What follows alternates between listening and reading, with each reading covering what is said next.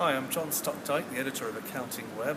I've come to Coventry today for the 2020 conference, and I've run into Steve Thorne, an old contact who now works at Hosted Desktop UK, and we've been talking about the acceptance or otherwise of the hosted approach in the UK. Cloud is everywhere, and hosted's one approach to getting your practice into the cloud and being able to operate flexibly, or whether in your house or your office. But Steve, you were telling me that there's still a little bit of resistance. So when people do come and ask you about the hosted option, what are they asking you about? Well, one of the concerns people have is the broadband connection speed. There's often a misunderstanding as to the amount of speed that you need with a broadband connection.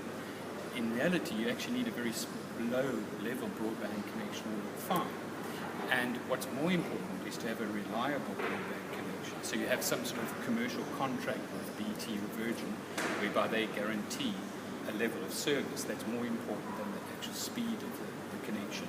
Because very small packets of information actually transmitted up into the cloud. So if you're working on accounts production, it's a very small, if you're keying £1,000, it's a few keystrokes that are moving up and down. No software. The software is hosted on our servers. And also from our end, the internet connection is very powerful.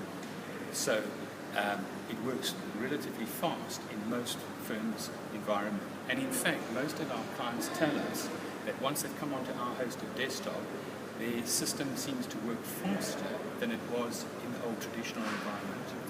Because also on AccountingWEB, we quite often get people who worry about going online, that what happens if they lose their connection altogether, or even worse, doomsday scenario, their supplier disappears. Right. How do you counter those? Well, yes, we've got approximately 600 firms in total on our system, accountants and SMEs. And a very small proportion of those have a total internet failure at their end. Maybe about 5 in about 4 years of a serious down.